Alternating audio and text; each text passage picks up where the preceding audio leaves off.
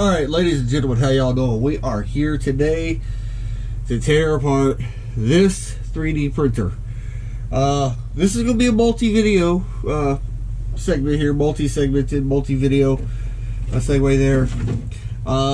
You previously watched me print this 3D printed control box. Now, this did have some issues because, like I said, it did peel.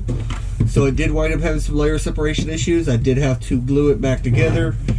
But being this is a personal use box and I'm not doing this for a customer or an order, that it's something I'm going to use on my printers. It is perfectly good, perfectly usable, and it's going to work. So I've went on ahead and I've cleaned it up, got all the holes pre-drilled out, prepped up, and it is ready to go. I do think that the blue and white came out beautiful. I love the color scheme there. So we are set, whatever that trash is. But yeah, so we are set up there. We now have the control box finished. I'm going to actually set this off to the side over here, out of the way, and I'm going to work on extracting this 3D printer from its hole. Please pardon the noise of the furnace kicking on. I live in Northwest Florida and it's getting down into the low 40s and stuff tonight. My furnace is going to be kicking on and off. But without further ado, I'm going to come over here. First and foremost, unplug the power cord, set it off to the side. Spin this way. Follow my Ethernet cable for that printer. Reach over here. Unplug the Ethernet cable because it goes into the box. It's going to be a little difficult to just get the box. Oh, what did I do? I got it snagged. Let me unsnag it. There we go. So, for now, I'll just pull the Ethernet cable out along with the entire printer.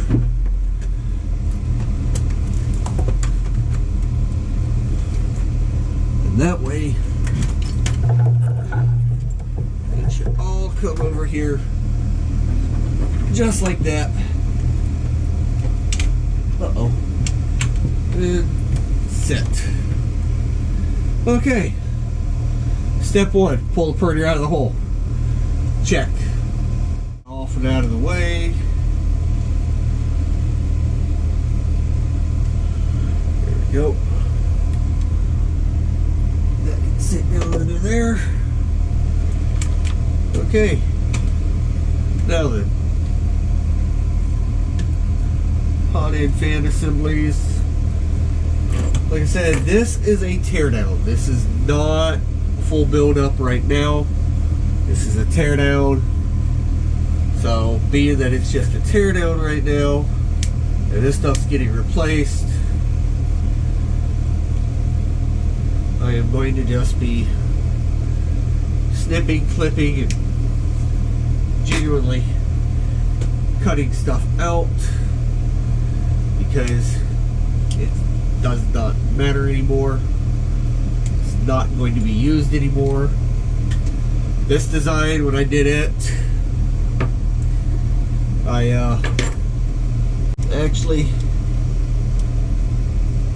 used this little arm bracket here that was supposed to be some kind of a Bowden tube feeder adapter thing, and I actually used this to support the wire bundles for the Z-axis and the hot end, whereas you can see in this design, when I did this one, I brought all the cabling up over the top, tied it off at the top, so there's just what rides up and down, again with the stepper and the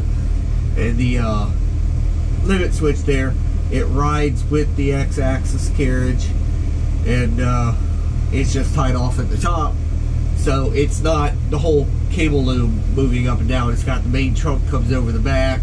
It's a much better design, and I will be employing that design on this printer.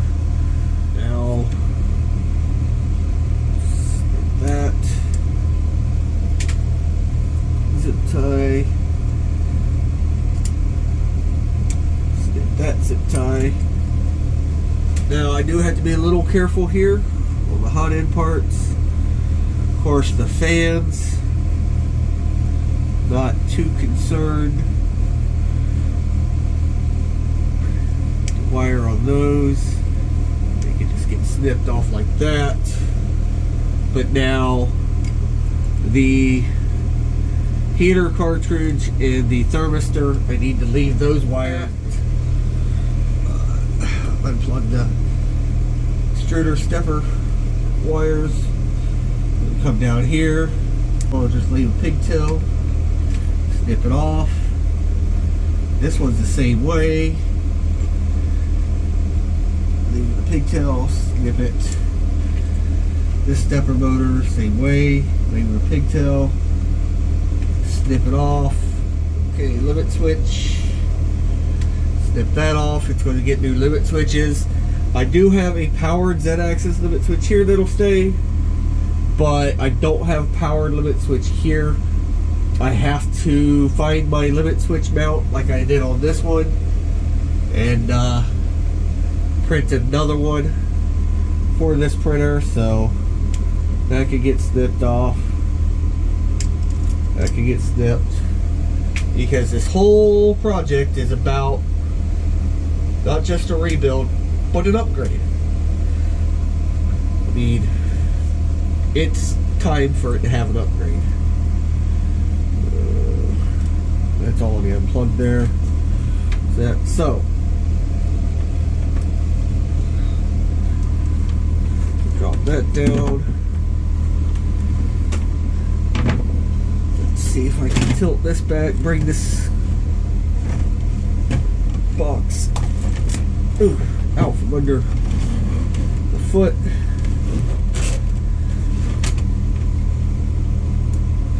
That. Let's sit.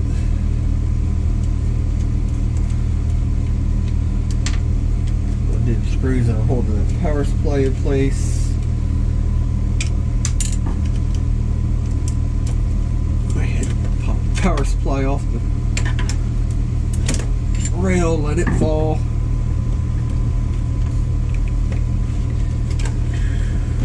Get the power supply out. A whole mess of cables here. So, let's see. Start with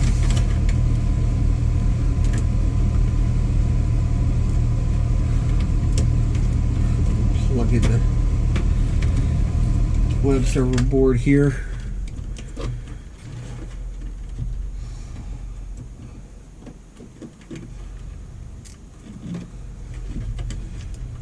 Okay. Come on.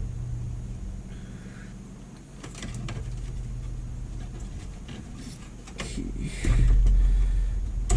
Plug the cable. Come on.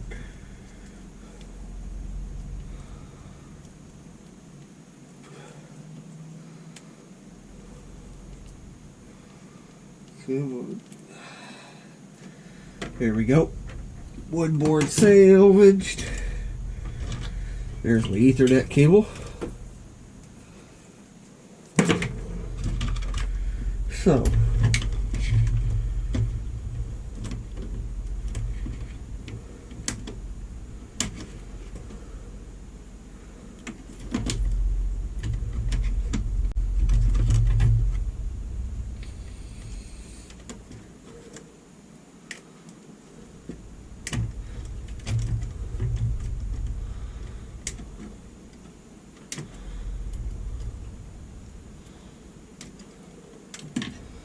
like I said, most things are just going to get cut off right now.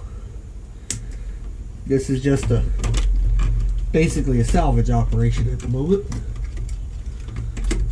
Not really too concerned with labeling anything, because it's pretty much all going to be getting replaced or redone. So there's my control boards. I can open up the hold downs and go ahead and clean these up and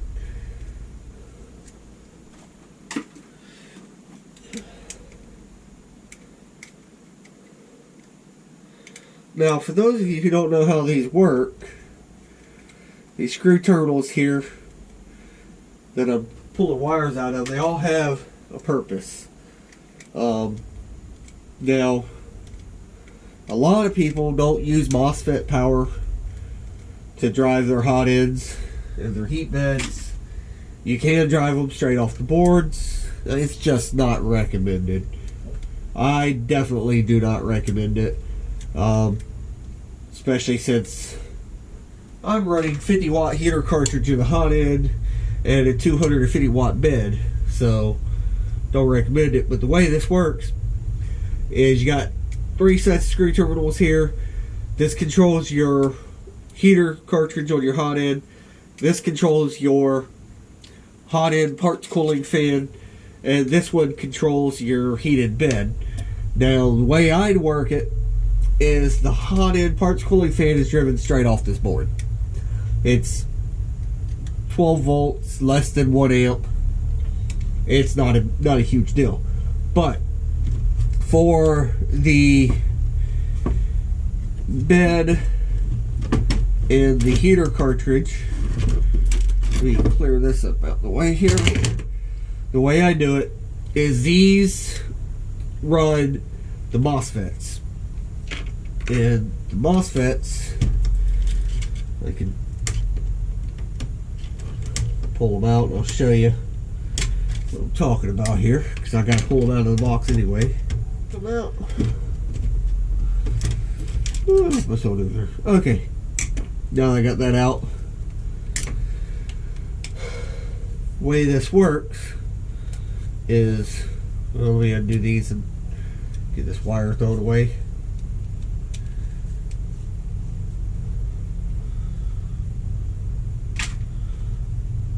Now these MOSFETs are still good, so I'm going to be reusing these. But the way these work is your power, 12 volt DC power from the power supply, goes straight in here, your positive and negative terminals, and then you hook up the heater cartridge wires to either the hot end heater or the heated bed to these other terminals. Then this set of wires is basically an electrically powered on and off switch. Easiest way to put it. When the control board tells the hot end to heat up and it turns these terminals on, it sends 12 volts through these wires, which turn this MOSFET on, which connect these terminals with these terminals. So, like, this is a 500 watt power supply. Yes, I will be reusing the power supply. There's nothing wrong with that ATX power supply. So, that's a 500 watt power supply. Say I need to pull a full 250 watts to heat my heat bed, then it's getting the full 250 watt through the 12 volt wire from the power supply straight to the heat bed. And the heat bed's not trying to pull 250 watts power out of the board. So basically, this is just on and off switch. It just connects the bed or the heater thermistor or cartridge to the power supply straight, so you're not pulling all that wattage and all the extra amperage. You know, you're not trying to pull 4, 5, 6, 10 amps of current through your control board. It's going through your MOSFET, and the MOSFET is set up, I think these are, let's see, what do these say they are rated? These are 1.3, so these are probably rated for 20 or 30 amps. So more than enough to run that heat bed, more than enough to run the 50 watt heater cartridge. So you got extra safety. You're not pulling all that amperage through here, so you're got less risk of a fire because you're not overheating or overdrawing amperage through your control board. So that over there. And yes, I will clean everything else up here after a while. But for now, just getting stuff pulled out of this box. Alright, so there's some screws. Now these fans, I don't think I'm going to be keeping these fans. I will go ahead and pull them off the boxes anyway. but I'm replacing these fans. I have 3 brand new fans. I'm only going to be using 2, but these are some Thermaltake RGB fans, and I may just clean these up and put them into another used computer build at some point to be passed on. I don't know if I'm going to actually, I don't think I'm going to reuse these here or not.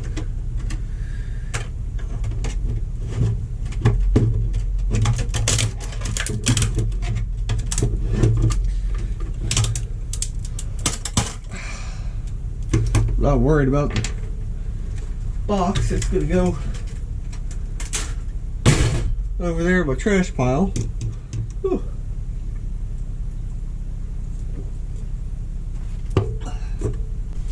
Yes, Mountain Dew is good.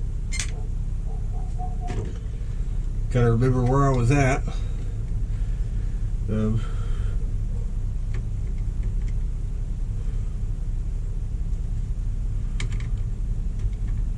Get the switch block pulled off of here.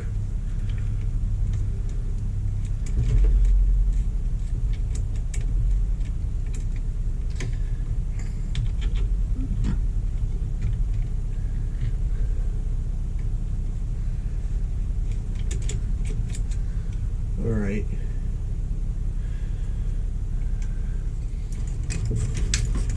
That all goes that way.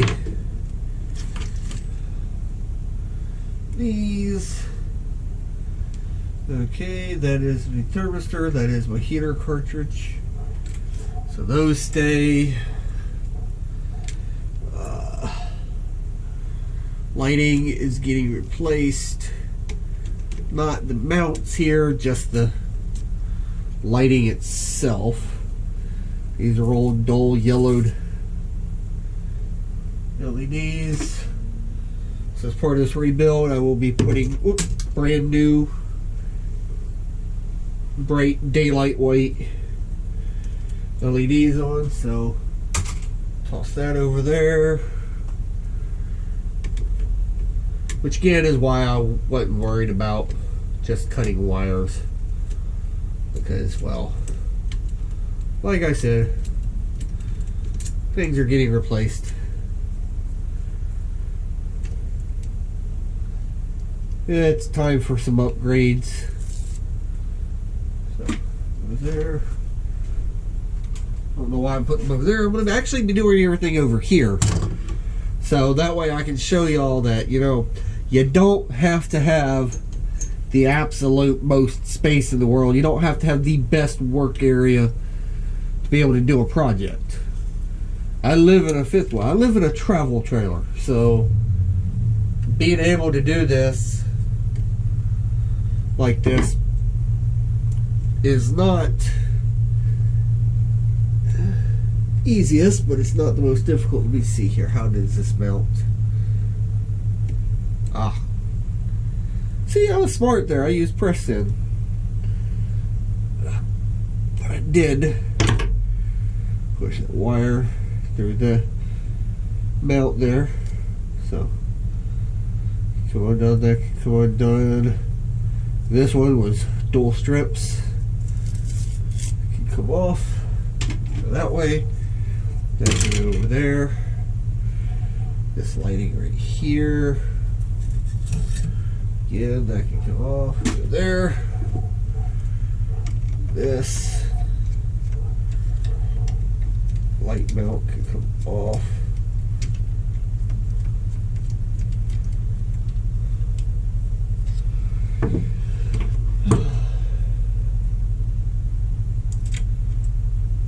And because this is my original and I did use it a lot with hairspray, I will be wiping and cleaning stuff down. Wiping down and cleaning stuff up. Particularly this lower rail, which is just gunked up with hairspray overspray. And if you're not familiar, yes, hairspray is an easy way to get a print to stick to a bed. You can do the hairspray trick and the print will stick to the bed. And it'll stick pretty well. until it don't. But yeah,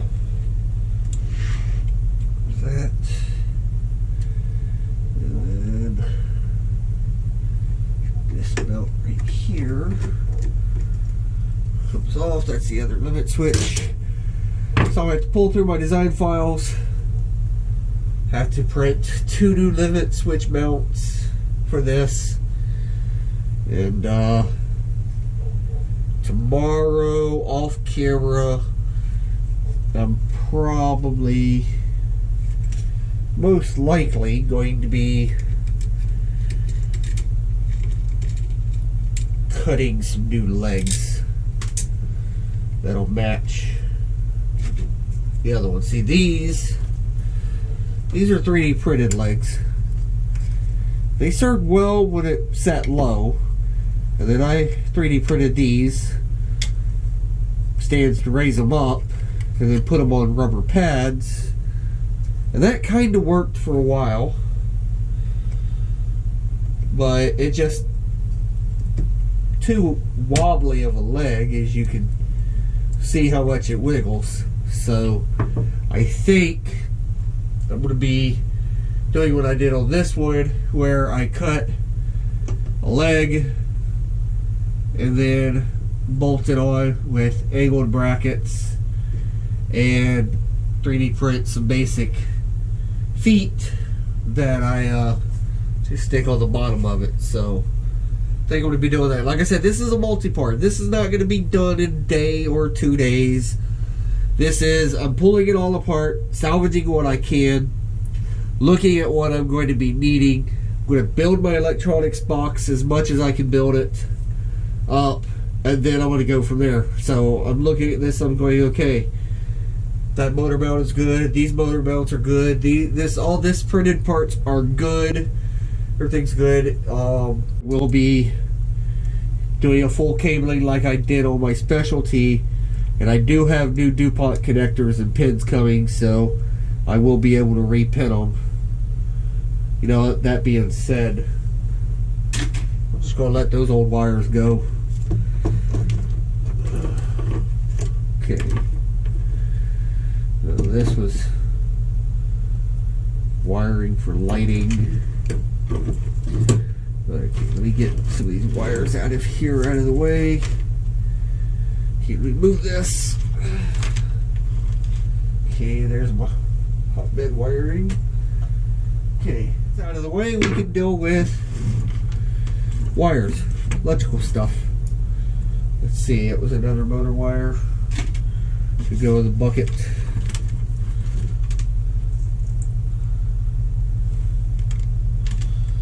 There's another motor wire that can go in the bucket.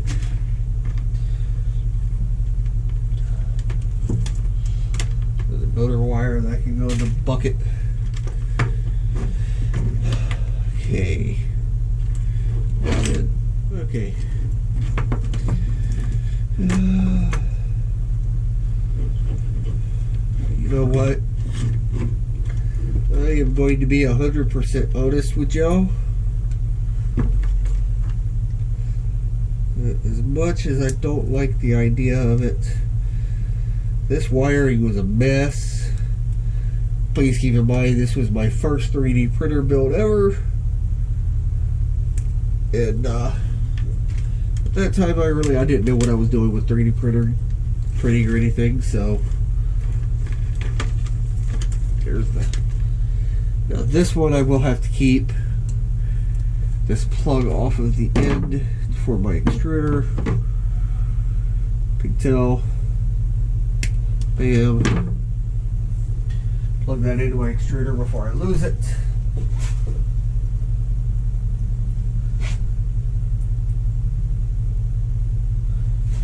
Alright, the extruder motors, like I said, they're the most used motor on there, so I keep a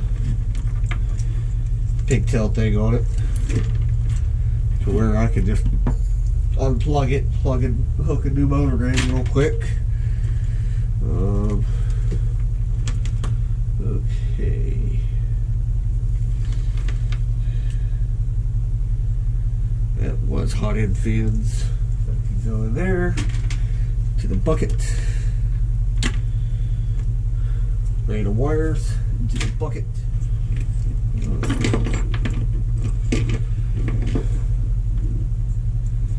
Then, okay. Let me walk you through this real quick. Why not? This right here on this end, this is my power switch for the power supply. That goes to this physical switch here, and this relay is also controlled by the web server to cut the power on and off for the whole printer. I'll show you how this works here. Is I have the cabling coming up from the switches. As you can see here, let me separate all these out. And the way this worked, or it might be a ground. Yeah, that's a ground wire for the lights on the switches. So it's spliced in to the ground right here, which I'll snip that out of the way, get it out there. This is lighting. It can go away. It can go in the bucket. This is the fan power for the fan that's in the power supply that's not going to be used anymore. But basically,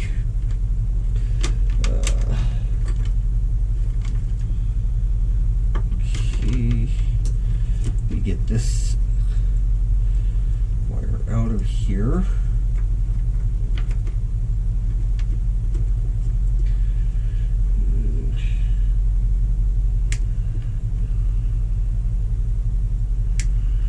You know what? This is a conundrum of wires. Conundrum, I tell you, conundrum. Okay, get that out of there. I've got to kind of go back in my mental notes and figure out what I did. So, this is the 5-volt standby. This will stay. It's the 5-volt standby rail for the power supply, and it's wired into a USB-C to power the web server board. So the way this works, get this wire out of here, out of my way, is on the power supply is switched on and off by a ground, not a voltage but a ground. So that's this green wire right here. That's the on and off switch, okay, which, as you can see, goes to the center pin of a relay. The center pin is the switched pin on the relay. Now, you have two other pins. Well, the pin on your, when you're looking at it on the left, is your input pin, and the other one is a control pin. So the way this worked is, because the power supply is switched off of a ground, that I had a ground wire that came into the input, and I had the switched wire on the switched, or the center leg, and then when the relay clicked open, or clicked on, it basically connected the two wires. Basically made these two wires connect together, boom, power supply kicks on.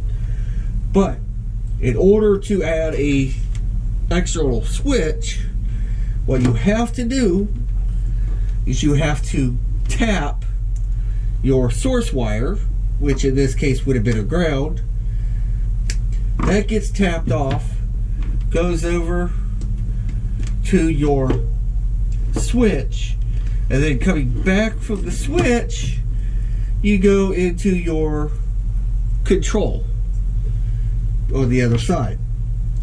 So basically, the way it works, you get my fancy tweezer pointers here, is the control pin and the switched pin are connected. Okay, they are a solid link when the relay is off. When the relay is on, they separate. Now, your input pin and your switch pin are separate when the relay is off. When the relay switch is on, they close and they connect. They become a connected pair, and that's how your relay works. But snip all these, better show you here. So as you can see on this one, I actually used one power input to go to two separate relays for lighting, which is common. It is possible. But basically, all you have to remember on these relays is that you have your switched pin, your control pin, and your input power pin. So what you would do, like on an LED light or anything you want to control, you would take that, you'd put it on the center pin, and then you would have your other half, the other wire that would go into your input pin. Being that I'm rebuilding this entire printer, then I will simply reconnect all these, the switch box, when I rebuild my power box. I will redo it all, because why not? It was thrown together, it was garbled together to begin with. So that should be separated. So my switches, as you can see here now, I have the power switch and ground wire. I will leave those two tied together so they stay. They're a pair. They need to stay a pair. And then I have here what's going to wind up being a lot less of a mess of wires when I'm done. So go ahead. I want to leave one set long to go over to power the main board, so I don't have to splice into it. I have my power, and the rest of these are going to be a lot closer to their destination, so I'm going to trim all these down like that. Bam. Now let's get this power supply off of here.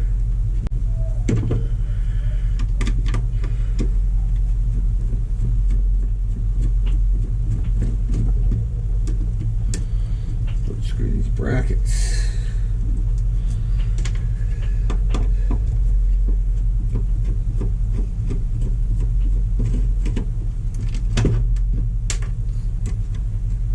Power supply off of its hanger bracket here.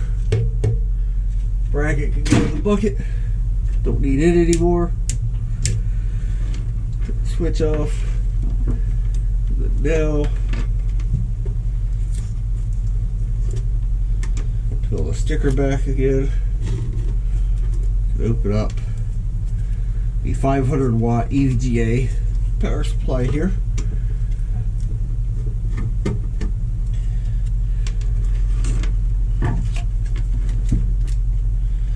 And I'll show you what's on the inside of this power supply. We'll take a good look at it. See if I need to clean it up or what.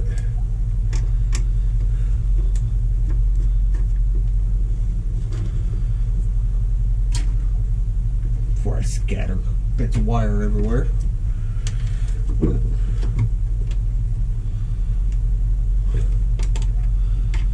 Now remember, do not open up a power supply if you do not know what you are doing.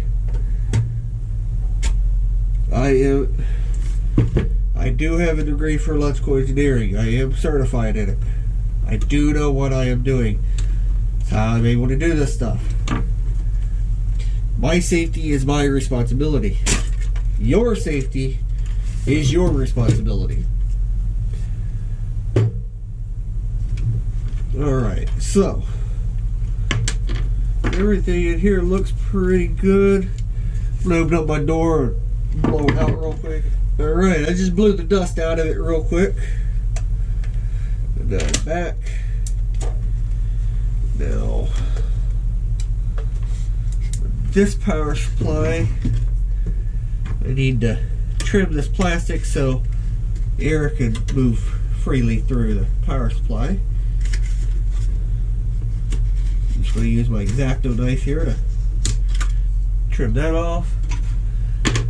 Now, when my power supply is mounted in my control box, air can freely move across these heat sinks, all the components. You can see the big capacitor here. You can see the coil. You can see all the coils, capacitors. You can see the transformers in there.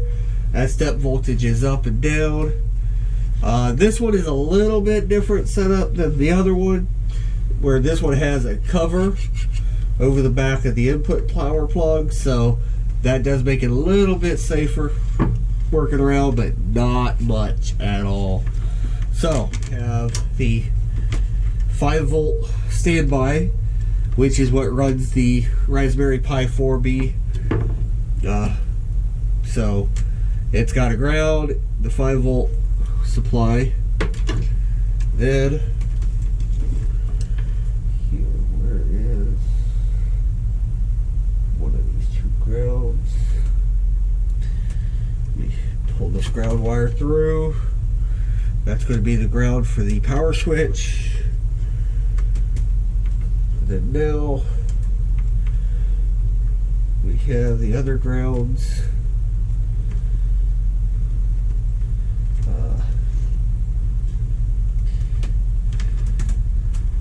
And we have the 12 volts. So it's going to be a little fun rewiring this box, simply because I did hack this up so much. See, I hacked these wires apart. There's other short wires that have been hacked in here. So it'll be a little bit fun, a little bit interesting to reconfigure all that for the new power box. But yeah, as far as this teardown and stuff goes, we're done. That's it, ladies and gentlemen. There is nothing else. Everything is torn down. I have my power supply separated, stripped and prepped. Power supply cables are all prepped. I have, the only thing really I'm going to be doing now is pulling these fans off of here, then getting stuff out, getting stuff done, and of course cleanup, which I know you do not want to watch me do cleanup. So that's it. That's the end of this video. In the next one, we'll come back and we'll start building the control box. I'm going to go ahead tonight and work on printing out the new limit switch brackets.